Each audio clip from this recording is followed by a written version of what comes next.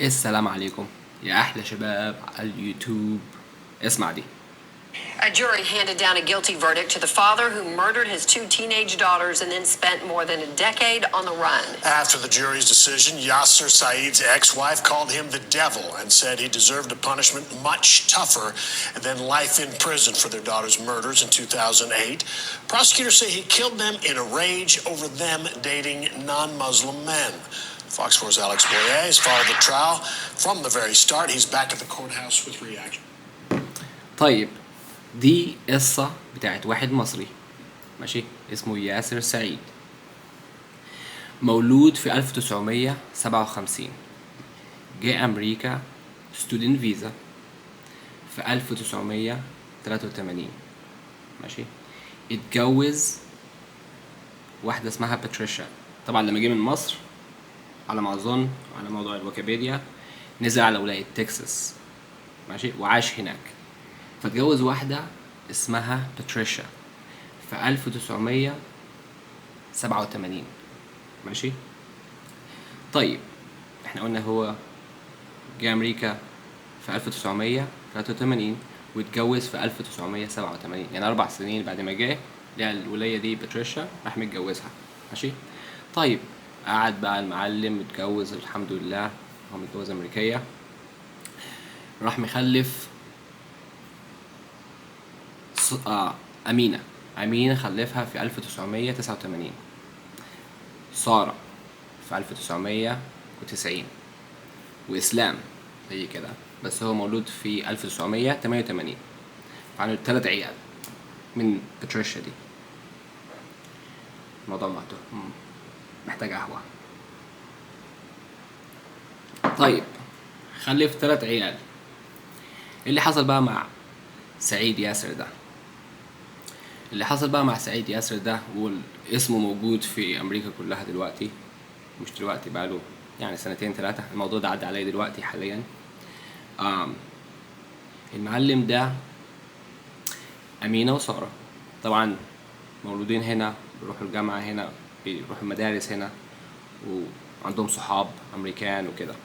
فالأب شك إن البنتين دول سارة وأمينة عندهم علاقات مع شباب أمريكان. فإيه طبعا دمه غالي بقى، وأقول لك اوعى وشك ومش عارف إيه. راح المعلم متضايق من هنا ومن هنا، حصلت مشاكل كذا مرة. الشرطة تيجي إيه يزحلوا ياخدوا باتريشا دي، تاخد العيال تخبيهم شوية ومش عارف إيه. ده اللي حصل يعني. شوية شوية الموضوع بقى كبر مع السنين، يعني مع مدى السنين ل 2008 حصل ايه بقى؟ المعلم ايه قال لهم تعالوا. هو كان شغال سواق تاكسي على ما اظن في تكساس، ده الكلام اللي هو بيقوله، كان شغال سواق تاكسي. راح قال لسارة وأمينة تعالوا اقعدوا معايا في العربية نتكلم، يعني عشان هو كانوا متضايقين وعندهم مشاكل وما ينفعش يتكلموا مع بعض عشان الشرطة وكده. اتاريه هو ايه معاه مسدس. راح عامل ايه؟ راح مطلع المسدس ومفرغ المسدس ده في دماغهم الاتنين. 11 طلع. وهو بيضرب فيهم الطلقات، أمينة بتتصل بالشرطة بتاعت تكساس تقول لهم يا جماعة الحقوني الحقوني الحقوني، أبويا بيضربني بالنار. والشرطة جت. قهوة تاني عشان الموضوع بجد بداية. طيب الشرطة لما جت كان ده في 2008. الشرطة لما جت ياسر اختفى بح. المعلم راح فين؟ الله أعلم. عدت السنين والاف بي اي عندهم ليست، الواحد اللي مثلا بيكون هربان من السجن وعنده كرايم وحاجه زي كده ومش لاقيينه بيحطوه في الاف بي اي وانتد ليست. اسمه بقى محطوط ياسر سعيد. عدت السنه الاولى والثانيه والثالثه والرابعه، 12 سنه. المعلم 12 سنه قاعد في امريكا مستخبي، ولا واحد قدر يلاقيه. المعلم اتمسك في 2020 في ولاية تكساس اللي هي عمل فيها المشاكل كلها. اتمسك هناك واتحكم عليه مؤبد في أمريكا. تخيل الموضوع ده. أنا مستغرب له أصلا، يعني هو تقتل بناتك وتهرب لمدة 12 سنة وتكون قاعد في امريكا.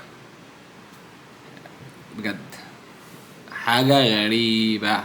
فدي من القصص اللي بجد يعني مؤثرة. مهم، ده الفيلم بتاع النهاردة، ان شاء الله يكون عجبك، ولا القصة دي تكون عجبتك. اعمل لي بقى لايك وشير، والقناة ماشية حلوة اهي، الموضوع كله بلاش يا جدعان. مع السلامة.